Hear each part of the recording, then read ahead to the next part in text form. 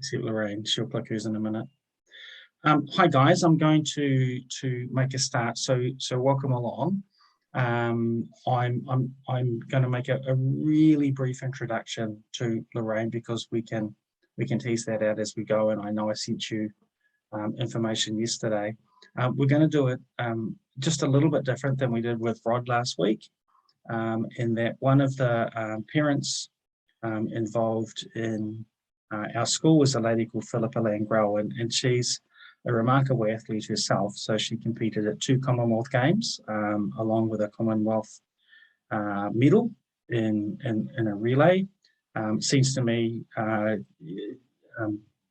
Philippa, when I looked at your stats, you were an expert in coming forth, but an incredible career in and of yourself, and you've got a wonderful story to tell about Lorraine from Barcelona in 1992. So over to you for a few minutes.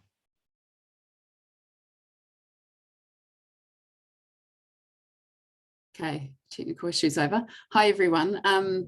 It's a real honour actually to just have a little chat about Lorraine, because I was fortunate enough to be in the stands in Barcelona in 1992 when Lorraine won her bronze medal for New Zealand, and it's really one of my enduring memories of Barcelona was sitting, we were halfway up in the stands and we were quite near the finish line actually, and I just have this very, very vivid memory of Lorraine running in, and we were getting updates through the race, so we knew where she was, but to see her run in her black and white singlet and come all the way around the track and then win a bronze medal for New Zealand was just amazing. And then to watch her be presented with her medal. And I think as an Olympic athlete, we all know just how much it takes, both talent-wise and just guts and determination to get to that level. And for her to have done that 4 times at 4 separate Olympics and then to win a bronze medal, it's very special for all New Zealanders, but particularly so for the New Zealand team when we're over there and we're watching our fellow teammates win a medal. So it was a very, very special memory, and anyone of my generation or older, Lorraine Moller is very much a household name, and I think we're very lucky to have her chatting with us today. Cool, thanks so much, Philippa. So Lorraine, you need to go.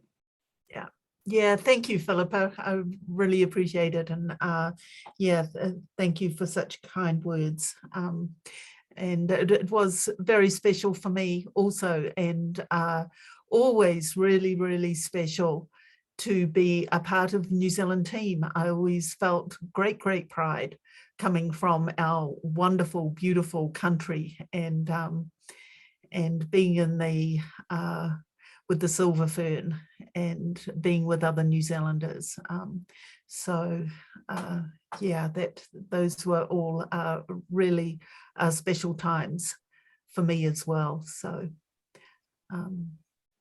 it was a job being an athlete. And especially becoming a marathon runner. So Lorraine, for a lot of our children, we're scattered pretty much all over New Zealand, and that's one of the things that's really exciting about this new model for us, that we've got children from Invercargill to Kaikoui, we've got a young lady in Brunei, we've got a family in Australia, and one of the things I noted talking to Rod last week was that he came from a really small town outside of Nelson, and you came from Pataruru. And I can't imagine how a 10-year-old, for instance, or like a lot of our kids are, 10 or 12-year-old, aspires in any way to do the remarkable things that you achieved. Well, I think I was really fortunate to be in a little place like Pataruru, because the community was always really supportive. And the great thing about growing up in New Zealand, not just Pataruru, was that we had the great outdoors. and we were always really, really active, and it didn't take much, you know. Being a runner is a really easy thing because you don't need anything. All you need is 2 legs that work and legs that reach the ground, right? and off we'd go. And I ran barefoot, and I went to the club, and we ran our 100-yard dash, and 100 yards, you call it 100 meters these days. And it was just a lot of fun. And I developed a love of the outdoors.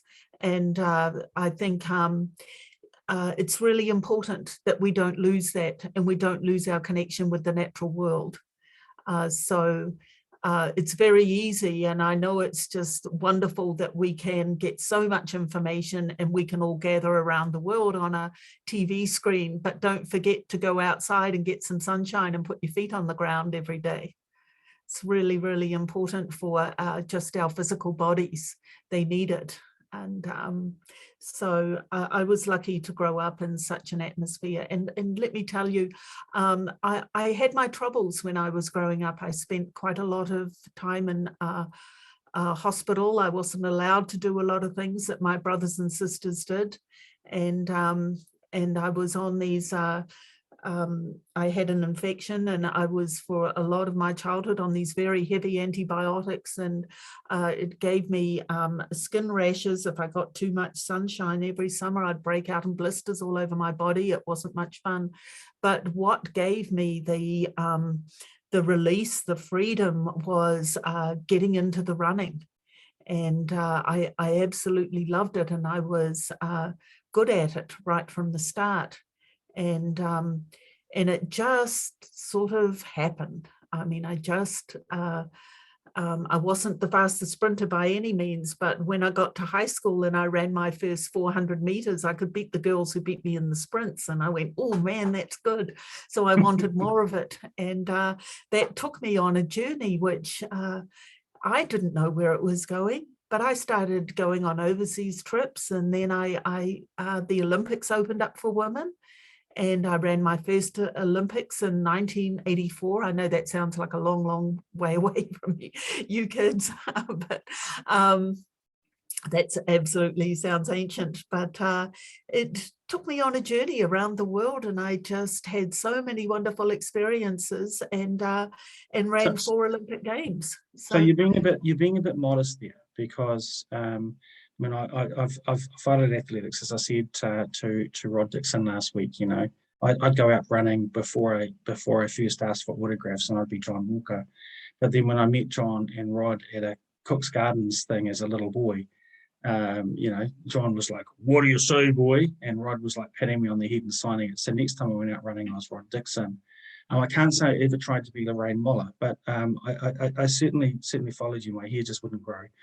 But you were a pioneer, and you know, it's very famous that Catherine Schweitzer, I think, ran New York and did it without permission as a woman, because women weren't supposed to run the marathon, and New Zealand had a history with Sylvia Potts, but you were instrumental in getting the marathon into the Olympics. So that must have been exciting.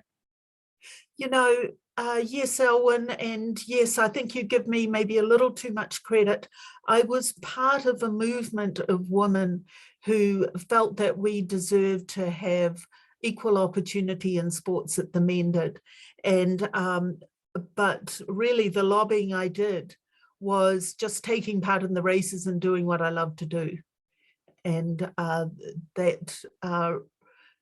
that's really important. I think that we insist on following what makes us joyful, and where we have talents, because our talents are contributions that to the world.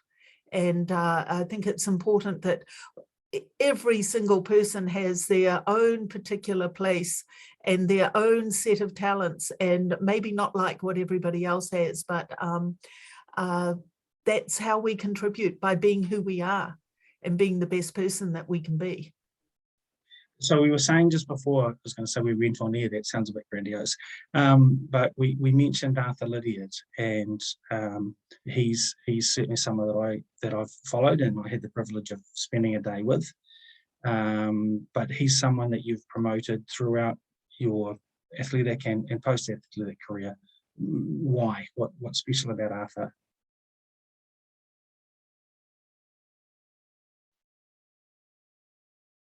We still got you.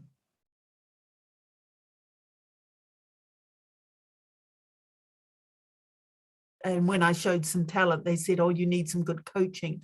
So they went to a neighboring town, and I was put under the tutelage of John Davies. John Davies was a student of Arthur Lydiard's, and John was a bronze medalist in the 1500 meters. So it's interesting because we have quite a few bronze medalists around, and the Olympic bronze medalists.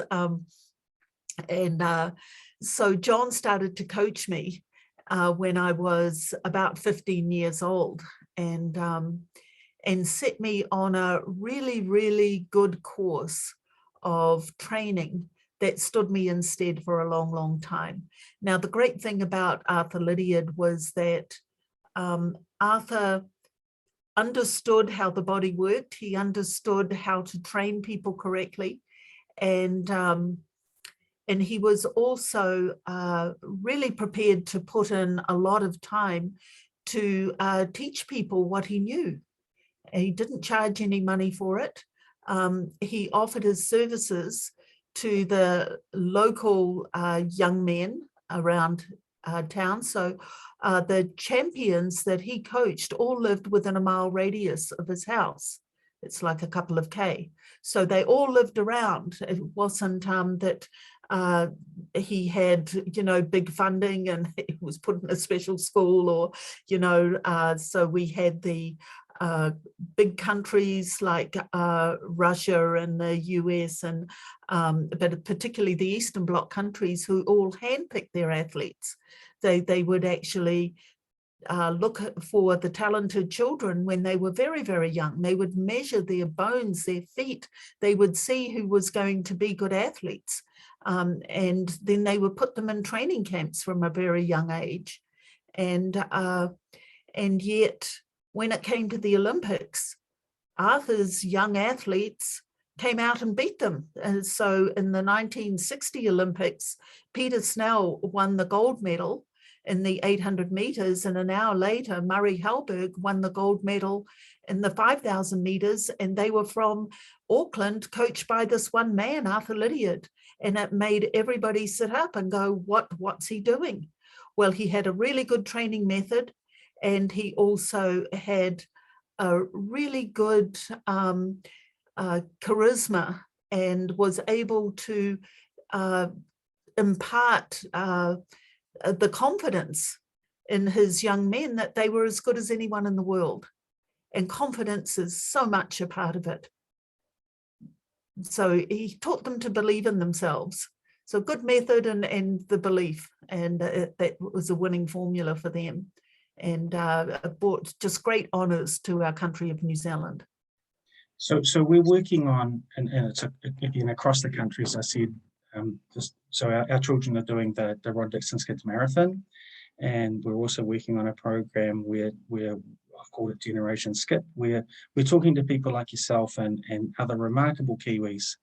And I mean, the story of Sir Peter Snell to do what he did and then go to the US and study. And I think I said to our people last week that my oldest son had the most remarkable experience of spending a weekend with Sir Peter and Mickey Snell. So who were your heroes? Who were my heroes? Well, I can remember when I was in primary school doing a project on the Olympics, and that was the 1964 Olympics. And that's when Peter Snell won another couple of gold medals. And John Davies won a bronze medal. And I was very, very inspired by that. I always thought that our sports people were phenomenal, and they were like our movie stars. You know, America has the movie stars and New Zealand had all the sports people. And so admired them very much.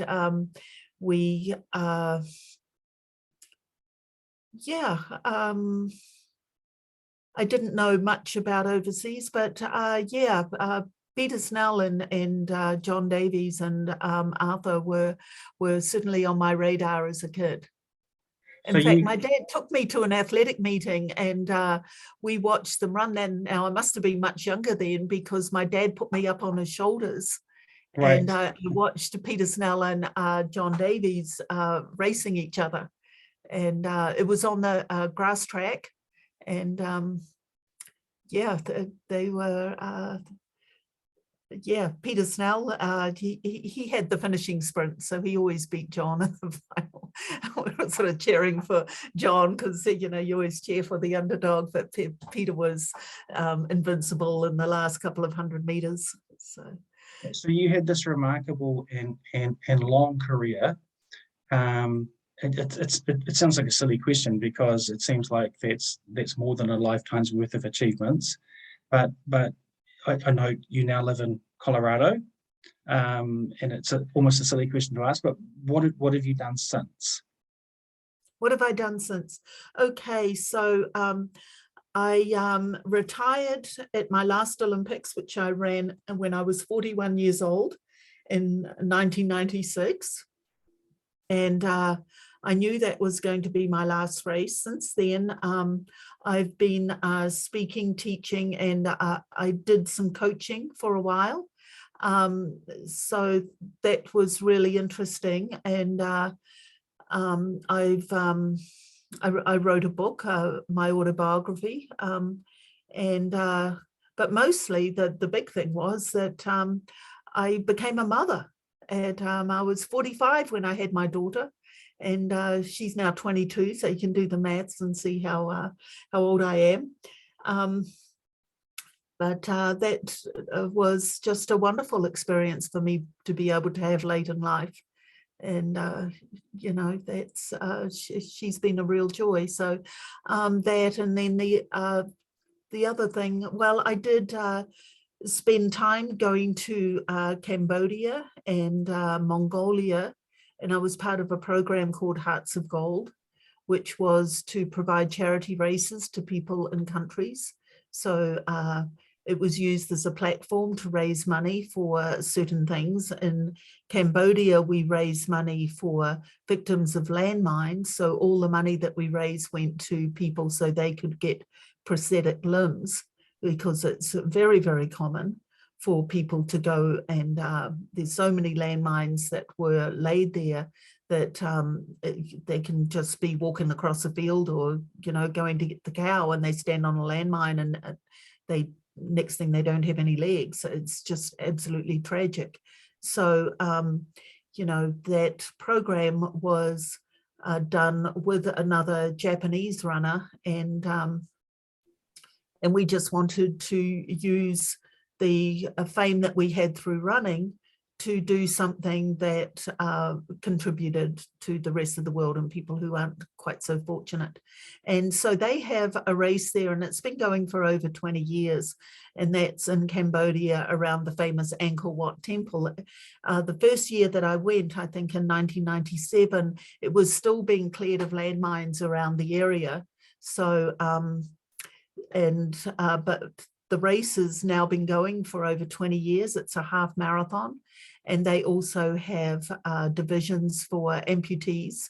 So they have a 5K race and they run fast. It's really quite amazing what these people can do. So it's to give them another chance. And then we did another race in Mongolia, and this was when Mongolia was being liberated from Russia and becoming independent. And they had a real problem because a lot of the children didn't have homes, and they would have in Ulaanbaatar, which is the main city in Mongolia, hordes of children who were homeless, and about 5,000 of them, whose parents couldn't afford to look after them.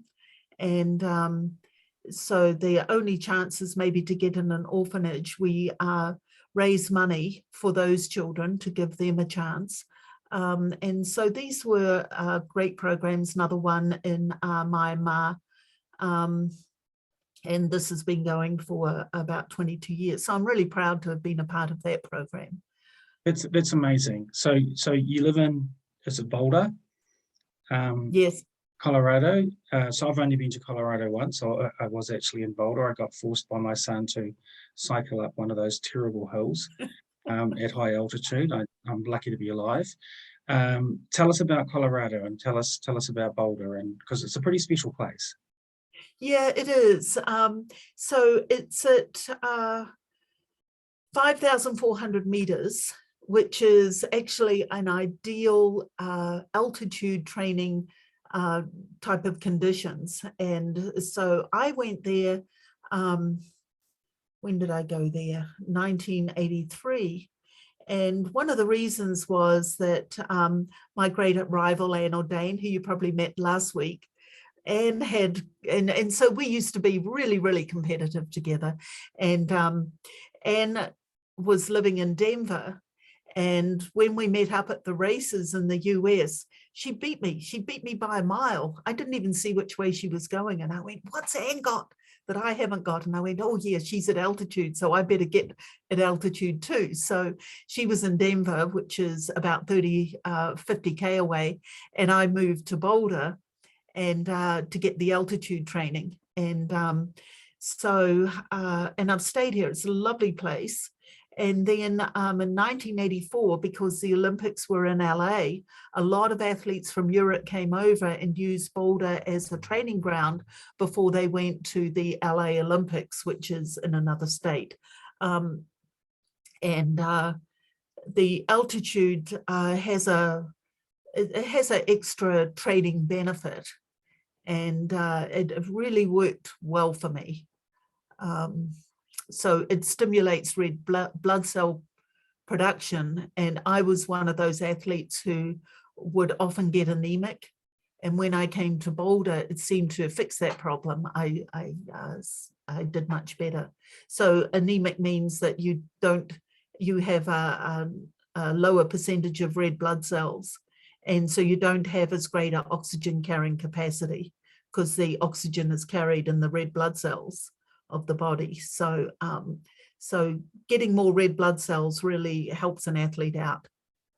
So plus you've got bears to run from, and moose, and all sorts of things up in that area. So I went out to Rand to do some training. I think that's even higher, and to Steamboat Springs and things like that. There are just so many beautiful places there that it's worth young people aspiring to. For our children, so we've already got around 150 children within our program. So it's an interesting time to be growing up, and I think there's grounds for children to be a bit nervous and things like that, but that's not new.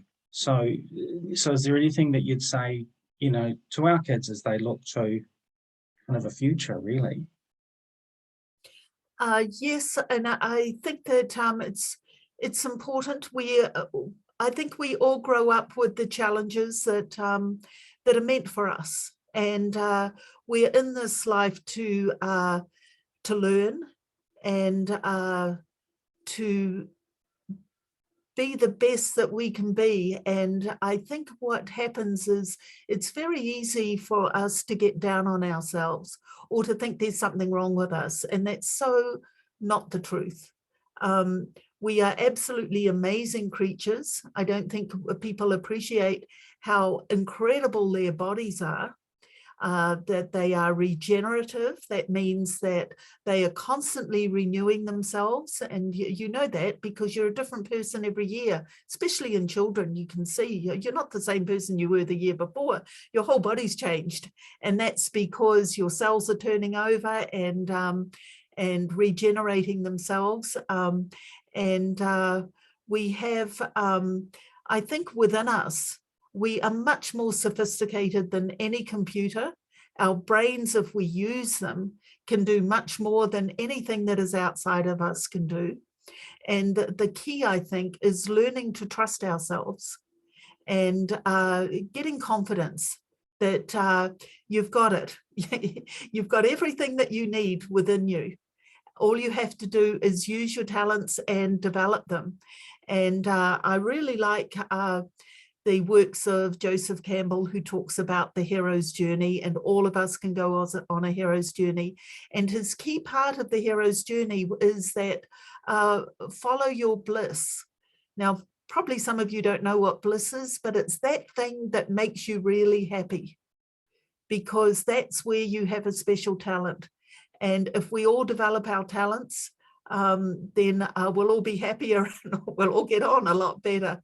So find out what it is that makes you happy. When I was running, I felt I loved it. It was like such freedom for me. And I really liked the feeling of just being out there and being able to move under my own steam, especially with the at times being stuck in hospital and not being able to do anything. So I think if we look after our bodies first, the rest just automatically follows. So do what you love to do, but make sure you get out every day and get some sunshine and get some movement. Movement is really important, because our circulating blood is really, it keeps everything clear. It keeps our blood clean when we go out and we get the sunshine on our bodies and we breathe in oxygen and we get our hearts pumping. So Kids Marathon is absolutely fantastic, and good job all of you for doing that. My hat's off to you. Lorraine, there might be a couple of families for questions, but so they can put them into chat now if they like. But you know, I want to say you are a remarkable person, and you probably heard this 1,000 times in your life. But it was always a privilege to watch you race. I can't imagine ever not seeing you trying and doing your best. And even when I was sort of going through things over the last few days, I loved that one where you're talking about the Osaka Marathon and Lisa Martin taking off her arm warmers, and next thing you were up the road. And you know, things like that have just been so remarkable for people to watch, and they don't go away. They, you know, you're an incredible person, and I'm very proud to talk to you. Thank you, Elwyn. So Emma has a question: why are so many of our iconic athletes offshore? I think, well, for myself, because I traveled, and then I married an American and set up my home here. But I always loved New Zealand, I still do, and I think maybe one day I'll come back home, and it's still home for me. So I think sometimes a lot of athletes go overseas just because they're looking for a bigger competitive ground in which to race and get more competition and stimulus. So there's some incredible racing going on at the moment by New Zealanders in the collegiate system. I see the goodness, I should know his name right now. He's just Mr. World qualifying time, but won a great mile. Sam Cameron Collegiate. Yes. I'll think of his name. And I don't know his last name. Yeah. So Siobhan said, have you ever been nervous before a race? Oh, always. Oh, even nervous in the middle of a race. And, you know, and sometimes I haven't been you know, brave. Sometimes I've been a real coward, and but everything that you do, you learn from, and you learn about yourself, and you learn where your strengths and where your weaknesses are, and it just takes a certain amount of honesty to be able to address your own weaknesses and not to get hung up on them. We all make mistakes. That's why we're here. We're all going to make mistakes. And the thing is just to get up and go again and see where it takes you. And I think I also not to be so hard on myself. You know, when I won my bronze medal, I was sort of disappointed with myself because I wanted a gold. You know, that's that's what we do. And it didn't take, eventually I got to the point where I had to be happy with it because that was as good as I was going to get. So, you know, we have to find ways to make ourselves happy and then to go on to our next challenges and to do things that are worthwhile and valuable and contribute to humanity, because we all have that ability to do that, even in a very small way. Here's a question from Leanna. Yeah. Can I see that again? I'll just put it back up. So it said, you always like running, or were there times where you didn't want to train? How did you remotivate yourself? Sometimes when you don't feel like doing something, when you're not motivated, it is your body's way of telling you that you maybe have overdone it. So one of the biggest things that we find with training and athletes, that they're so motivated, or they think it has to be hard all the time, which is not true. And that actually when you do exercise, the changes that you're looking for take place after you've done the exercise. They take place in the rest, in the recovery period. So, and a lot of athletes make the mistake of thinking that more is better or harder is better, or that if we try harder or if we work harder, we're going to get more out of it. That's not completely true. We must make an effort at times, but we must also make sure that we have really good recovery so we get the benefits of the training exercise that we've done. So I always found that when I was tired and I had a training session, that I did the warm-up. And if I still felt really tired after the warm-up, then maybe I wouldn't do the session, or I would cut it short, but because I probably needed the rest more. But sometimes it's just you need to do the warm-up and then everything kicks in and you feel really good after you've done the warm-up. So how would I motivate myself? Well, I wanted to stand on that Olympic podium with my arms in the air. That was my big dream, and I didn't give up on it. That's why I kept going back and wouldn't retire, because I wanted to do that, and I got to do it. So the don't give up on your dreams. That's cool, because you're also involved in some really iconic events like Commonwealth Games in Christchurch, I think, back in 1974. So that's an incredible career, and you must have seen some amazing places. Probably the last thing, because you've been incredible with your time, I can see lots of books in the background, so you're clearly a reader. What's the link between athletes using their mind as well as their body? Yes, well, they go together. So the mind is the driver, the body is like the car. So where you're going is determined by your mind, and how you go and how you enjoy the journey is also determined by your mind. So you can do things that I like to think of it as positive feedback loops. So when we put our energy or our mind to something, and we put our energy out there and we intend to do something, we want to do it in a way that our energy comes back to us in a positive way, and it makes us better. It makes us healthier. It makes us happier. It is rewarding. It is fulfilling. And it also doesn't hurt anybody else. So that's a positive feedback loop. Negative feedback loops are when we get into a negative way of thinking, when we are way too hard on ourselves, when we tell ourselves there's something wrong with us, or we're not good enough, or all those sorts of things. That's rubbish. Everybody has their contribution to make, otherwise you wouldn't be here. So you're all important, and we need to know that each of us is really, really important. So that is a positive feedback loop. So just put that in your mind, positive feedback loop.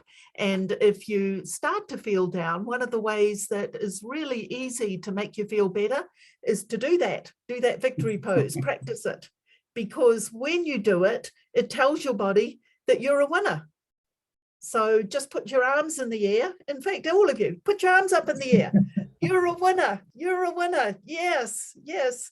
And as soon as you put your arms up in the air, come on, you kids, you can do that. Yes, don't just watch. Put your arms up in the air. Yeah, and when you do that, it makes you feel better.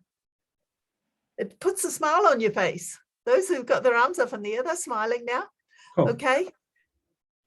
Brilliant, Lorraine. Hey, thank you so much. And obviously we will look to stay in touch, and particularly with, following these kids through their marathon and their progress. I mean, I'm so impressed with our families and the children that we're working with this year. And also, bringing back great stories to our New Zealand community, because we need it at the moment. It's been a tough time. And I've just been delighted to speak to Rod and yourself, and we've got some others coming up. So thank you so very, very much. My pleasure, and wonderful to see everybody here. So all the best of luck, and good luck for your marathon. It should be a lot of fun. So I'm sure Rod will tell you to do the victory pose. So he got it from me. Well, he certainly owned it at New York. I thought his performance after the finish line was as good as his performance on the way to the finish line. Absolutely, deserves an Oscar. Yeah. Okay, thank you, everybody. Thanks, Lorraine. Thank you. Thank you. Cool, guys. Pleasure. Yeah. See you. Bye, Lorraine. Bye. Thanks. Bye.